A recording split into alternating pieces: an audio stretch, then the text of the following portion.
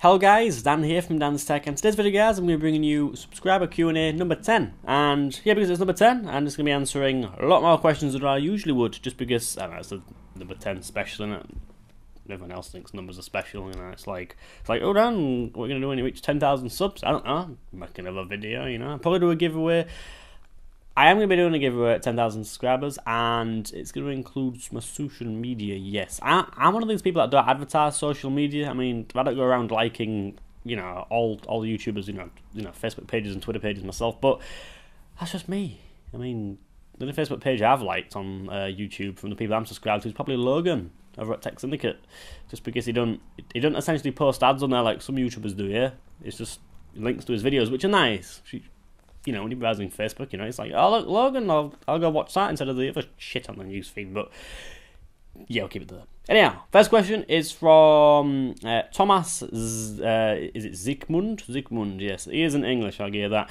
So the question is, hi Dan, I'd like to know your opinion on what is better, a GTX 970 or a GTX 770 in SLI. Now, in all fairness, any SLI rig is going to blow a single card solution out of the water, but when it comes to the scaling in games, yeah, the 970 is going to be better for when, yeah, games aren't very optimized for SLI. Now, you can force SLI in the NVIDIA control panel, which is good because that actually, you know, keeps your cards cool as well if the game isn't optimized. First, when I downloaded The Forest, I don't know if any of you guys have played The Forest, which is on Steam. Yeah, that only really uses one card, and when you enable the SLI, well, both cards are working at 50% and keeps them really cool and really quiet. But yet again, you know, you only get the performance of one card, which kind of is a bit turd. But yeah, if you're looking for more, you know, the most performance, you want to probably be getting the 970, because most games these days aren't very optimized for SLI, and I've actually found that out personally from using two 770s. I mean, it is good for games like Battlefield 4 and all stuff like that, you know, the games that actually use SLI, but the games that don't, it is a bit of a ball ache, and you know, it's the fact that someone who spent like, you know, half as much as you is getting the same FPS, which is a bit shit, but you know, when I'm playing Battlefield, I'm getting twice as many frames, and that's the way it is, yes. Anyway, next question is from Hydra Gigs. Hey Dan, what do you think to the new release of the Titan X by Nvidia? Just released, and yeah, do you think it's overkill for a current gaming PC? Love your videos, and yeah, keep up the great work. In all fairness, the Nvidia Titan X, the Titan Black, and the Titan Z make no sense whatsoever. That's how I feel about them personally. Now, I watched Jay's review of the Titan X. You know, you must know Jay's 2 cents if you know me on YouTube. But yeah, the Titan X is a really good card. It really is. Now, for 4K gaming, it makes a lot of sense because now you've got single card solutions which, you know, can give you, you know, good performance for playing games at 4K. 4K is a demanding resolution, you know, you got to push 4 times as many pixels than what you have at 1080p, so effectively you've got to have 4 times as much horsepower. Now, fair enough, it is about £1,000 here in the UK. Yeah, about £1,000 in the UK, and it's about $1,000 in the US. I mean, the currency conversion kind of kills me here in the UK, but yeah, the Nvidia Titan, especially if you're in the US, absolute bargain. It really is, and it's a card that can deliver. I think Jay's benchmarks for about 70 FPS on Battlefield 4 Ultra at 4K. Now that is pretty damn good. So yeah, I don't think the Titan X is a trump card like all the other Titans. The Titan just, I don't know, just had the name, didn't it? Oh, he bought a Titan. Oh, look, he's wasted his money. Ha, let's all laugh at him. But the Titan X is a card that actually makes quite a bit of sense in my head. So if you're thinking to get one, get one. Or if you're just asking, well, you know, you're just asking, I suppose. Yeah, they're still expensive for what they are, and I think 4K gaming is something that's going to take a very long time to get here. Besides, the PS4 and the Xbox One, they're struggling to play games at 1080p. So therefore, I think we're a little bit of, yeah, we're going to be a very long time before we're actually playing at 4K. So, yeah, I suppose consoles are letting us down. But don't want to say that, because I know a lot of you guys do play on console, and I used to play on console, so you know, consoles are somewhat, part of me don't want to say cheaper, because it isn't cheaper, you know what I mean? The startup cost is cheaper, or obviously, you know, you can't spend £400 on a gaming PC and expect it to be any good. Well, while with a console you can, but your games are £50 on a PS4, they're like 20 quid on a PC, so, you know, think about it, 8 years, it's going to be miles cheaper on PC. That's just how I feel about that. Anyway, next question is from Skymer Pro. What CPU should someone get if they are looking to stream? A fast one. Yes. Now, it really does depend how much money you have. For example, if you've only got about £100 or about $150, whatever that is to you guys in the US, yeah, if you only got about £100, you want to be looking at something like an AMD chip, like the 8350, and yeah, you want to just disregard buying an i5 whatsoever, you really do. So yeah, you want to be getting something like an 8350 because 8 cores really does help when streaming. You know, because streaming and video rendering and that kind of stuff, they're optimized for many cores, and that is a good thing. It really is. That means more performance for you for less money, which is genius. However, if you do have a lot more money, and yeah, you got about £200 or even £300 or even plus, you want to be looking at an Intel chip. Yeah, you're talking a quad core with 8 threads or even a 6 core with 12 threads. That will really get you the best performance in streaming, because streaming is a demanding task and always will be. You know, you got to think your PC's playing the game. Playing a game is a demanding task for a PC, and you know, when you're streaming it, you got to remember your processor's got to encode all the stuff you're recording and then send it off via the network. That is a lot for a computer to do. So yeah, you do need to kind of have as much money as possible if you're looking to stream, and you know, you really want a fast PC that's not going to slow down. But yeah, if you're streaming, do expect some some frame rate drops and, you know, just having a lower FPS than normal. But yeah, generally you want to be getting a nice fast Intel processor. But as I said, if you've got not a lot of money, you want to be going with something like an 8350, because that really does thrash the i5s for streaming. There you are, guys. You cannot call me an Intel fanboy now. Go yourself. So next question is from Jonathan Smith. Hey Dan, could you recommend a decent monitor for under £170, which is 1080p, 60Hz, and all the goodies with HDMI and DisplayPort, or slash DisplayPort. In all fairness, if you've got £170, you can grab enough any monitor. I would rather recommend Benq or Asus monitors. I have both. Yes, I will say that the monitor I've got behind me, the Asus panel, it's only about £100, really cheap. I don't know where you are in the world, but I will say if you're in the UK, you can pick these panels up for really cheap. I mean, really cheap. Monitors are them types of things where they're available in some countries and you know, not some others. It's a bit of a ball ache. But if you're looking for a 1080p panel, just do some research. I will link mine. Well, both of the ones I've got in the description. You know, they're relatively cheap 1080p panels, but they are good, proper solid panels with good stands. Not too thick bezels, and yeah, they have a lot of connectivity in the back, which is something that it is good to you have a lot of you know, input options, which you don't know if your actual case scenario is going to change in the future. But yeah, £170 for 1080p monitor, 60Hz. That's easy. Do a bit of research, but as I said, I will link mine in the description. So thank you for that question. Next question is from 94057 Gaming. Yes, that's about it. Very long name. Anyhow, another great video, Dan. I'm glad you covered cooling for overclocking a 4790K as well. I didn't realise you had another person behind the camera. Both of you keep up the good work. So I'm guessing you watched subscriber number 9. Yeah, the Q&A number 9. In all fairness, I don't have a guy behind the camera. It's just me. I'm kind of the only one who runs the channel, which is good. More profits to me. Hey. But yeah, Jack was around. One of my friends. He actually went running the camera. Jack were just sat on the chair on his phone tapping away, and that's why at the end I was like, Jack, that clicking, he'll have to stop, because clicking on his, he was on his laptop actually, watching a bit of Top Gear, which has stopped. It's Jeremy Clarkson. Oh dear, I don't know. Quite a hot topic, the Top Gear stuff actually. It is, and quite a lot of you Americans watch Top Gear as well, which is surprising because it's a UK show. But at the end of the day, when I think about all the TV shows that we watch in the UK that are first aired in the US, I suppose it kind of makes sense. But yeah, Top Gear is very popular. I will say Jeremy Clarkson be suspended. I don't know if he's going to come back, but I think James May and Richard Hammond have kind of said, nope, we're not filming it without him. So that's going to get interesting, because Top Gear does make a lot of money for the BBC, and it is a very big series. It really is. It's been going for a long time, and very popular worldwide as well. So yeah, we'll have to see what the BBC do. Yes. Anyhow, next question is from Spiffy J. Thank you, Dan. Great video and advice. I have another question. Is it worth getting 2 GPUs? I hear it doesn't really make a difference, but some say it does. I don't really get it. Now, essentially, if you have 2 NVIDIA GPUs, you're putting them in SLI. If you have 2 AMD graphic cards, you're putting them in Crossfire. Now, I will say, in most games, you do get about 180% plus performance, right? So you're getting about 80% more performance than what you would be from just using a first card, yeah, or just one card, shall I say. Now, the scaling depends in which game you're playing, and I will say some games don't take advantage of SLI at all. If you're playing a game like Battlefield, you can kind of expect your frame rate to be about doubled, because mine is. When I have my second 770 in my machine. But some games, say like The Forest, which is available on Steam, when that first came out, no, it wasn't touching the second card at all. However, I will say, if that does happen, you can force SLI in the NVIDIA control panel, and you can actually tell both cards to do 50% of the workload, which keeps them very cool and very quiet, which is pretty good. But yeah, by having two graphic cards, you double your performance effectively. It really does vary, and I will say, once you go onto 3 cards and 4 cards for SLI or Crossfire, there isn't much difference there, and you're just kind of wasting your money. But buying a second card, if you've already got one, is a really good solution if you're wanting to upgrade your PC and your motherboard does support either SLI or Crossfire.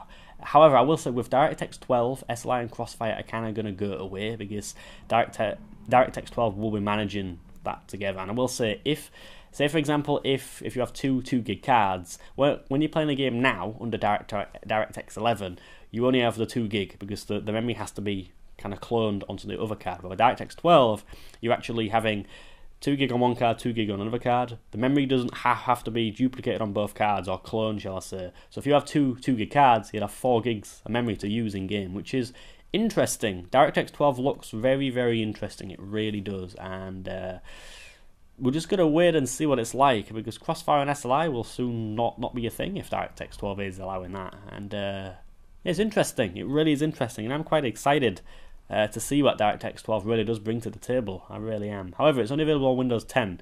Bit of a bollock, but you know, Microsoft are kind of giving Windows 10 away with people that have already got Windows 7 or 8. So that's all good. I think they're only giving it for a year free, but I don't really know how that'll work. But yeah, we'll see what happens. Microsoft have made a lot of mistakes in the past. But yeah, we'll see if they kind of pull this one off as a good thing. But yeah, no, we don't know, do we? Next question is from WTF Bro. Hey Dan, when will you release another Summit Pounds computer build video? Now, I am currently making a guide, on how to put a mini ITX system together. Once I've made part 3, I will then be moving on to all the PC builds. Now, for you guys that don't know, when I say PC builds, I'm going to be releasing a £300 gaming PC build, and a 400, 500, 600, go all the way up to 1,000, and then there'll be £1,500 build. Now, it's not me building a system; it's me talking to you guys in terms of what specs to choose, because I see people forever buying i7s and say GTX 750 Ti's. It don't make no sense. There's no need in doing that. It's silly. You never want to have a really overpowered CPU or GPU. You want a nice you want a nice balanced system for gaming. Fair enough. If you're doing stuff like editing, you might need a powerful CPU, but typically you want a nice balanced system, and that'll give you the best performance in the games, which is good if you're building a gaming rig, because that is the whole point in it. Yes. So yeah, I will be releasing them, build videos soon. So if you guys are building PCs soon, or thinking of building a PCs in say just a few weeks or a few days, stay tuned, and we'll you'll be brewing up some computer build videos for you guys, so you know what specs to put together. Well, specs, I say components together. It really does help people, and it's quite a popular series. So yeah, stay tuned for that. Next question is from Primer Saw. Just check on the microphone. We're going for 14 minutes. There we are. So next question from Primasaur. Hello Dan, this week my question is about power supplies. I currently have a 650 watt OCZ that supports SLI. However, its only native output is 2 6+2 pin connectors. Would buying the Molex 6+2 pin connectors be worth it? It seems like a poor excuse for a way to power a second card. I'm wondering if I should just buy a new PSU for my second 970 for SLI. In all fairness, if that GPU said it supports SLI, it's really, yeah. If you ask me, that power supply doesn't support SLI. If a power supply supports SLI, it must have at least 4 connectors, which are 8-pin, because most GPUs are, rather needing, an 8-pin or 6 and an 8 or 2 8-pins. That's just the way it is. But yeah, maybe OCZ are expecting you to use these adapters, but there's not wrong with the adapters. It's just that sometimes they don't carry enough current through the cable to actually power your card. So you might be getting blue screens because there's not enough power to the graphic card. That's what happens, by the way. If you guys don't know what happens when your graphic cards require more power and the power supply can't give it to the graphic card, you just get a blue screen, power warning or something. I don't know. think your PC, in some cases, might just shut off. Man's done that a few times because I didn't have one of the cables in properly, but that's the same thing that happens when you don't have enough power. So just let you guys know. But yeah, back to your question, is it worth buying the Molex to 6+2 pin connectors, and wouldn't it be worth it? Yes, it does seem like a poor excuse, but at the end of the day, it will work. It will work, kind of, maybe. Yeah, we'll keep it there. Next question is from Big Mac Gaming. Hi Dan, one question. In a couple of months, I want to change my CPU from a Pentium Anniversary to a i5 4670K second-hand from a friend who doesn't need it. Blah, blah, blah, blah, is a good idea. Would I need to reinstall my OS and everything on my PC? No, if you're changing your CPU, you don't need to change the OS. You don't even need to do anything. You put your new CPU in, put the heatsink and fan back on, and your PC just boots. There's nothing to worry about. You changing the CPU, it's like changing the RAM. If you change GPU, RAM, CPU, it doesn't matter. The only time where you need to reinstall your OS is when you change your hard drive or your SSD or anything. I mean, that's how it works. But I will say, when you change your motherboard, you need a new Windows key. And what a lot of people tend to do is upgrade the OS when they get a new motherboard, because it's like just what you do to make it seem worthwhile, I suppose. But no, changing the CPU, you do not need to change your OS or reinstall it in your case. That's kind of your question. So that was from Big Mac Gaming. Next question is from 8TOA. Hey Dan, if I build a PC, would there be an issue using my current SSD and hard drive from the computer I am currently using? Would it still have all my Steam games and files on? Now, if you're reinstalling the OS on the new PC, no, because to reinstall the OS, you've got to format your hard drive. However, if this hard drive that you're using, or the SSD that you're using, just has Steam Origin games on, yeah, they will transfer over. That's exactly what I did with my rig there. The SSD was where the Windows was installed, and on the hard drive, which is a 2TB hard drive, that has all my Origin and Steam games on. Nothing else though, that doesn't have an OS on. So when I plugged that in, downloaded Steam and Origin, it just realised that the games were there, and boom, that's it. I could just click play without downloading any, because I have literally about 700 gig of games just from Steam and Origin. So yes, however, if you have your OS and your Steam and Origin games on the same drive, then no, you won't be able to do that. And it is, quite a ball ache. But it is typically the good thing. It is typically a good thing having an SSD for your OS and a hard drive for games. Because when you do build new PCs, you just keep putting that hard drive in, and you'll never actually need to reinstall your Steam or Origin games ever again, just because they're on the hard drive. Only if the hard drive dies is only the real situation where you'll need to ever download the games again. But in your case, yes, you probably will. Yeah, because if you're going to be formatting it, everything will go. That's just how it works. Next question is from Cynical Maybe. This is quite a long one, so please bear with me. Hi, I have an Intel Core 2 Quad Q9650, 8GB RAM, DDR2, oh dear, 800 MHz RAM, and a GTX 750 Ti. I currently do very little gaming, a bit of Team Fortress 2 and Robocraft, but mostly photo editing and other such productivity. I do not want to buy an Intel Extreme Edition chip as they are very expensive. Would I see a tangible performance increase if I upgrade to an i7 4790K and a Arnan 280X, or shall I wait for a few years until Intel 8-core chips become cheap? I'm not going with AMD because I need a small PM. A small PM? I don't know what that means. And because there are some very good deals I have found on the i7. Small PM, I don't know, power something, I don't know, no idea. Not going to rag AMD for their high power bills or whatever, but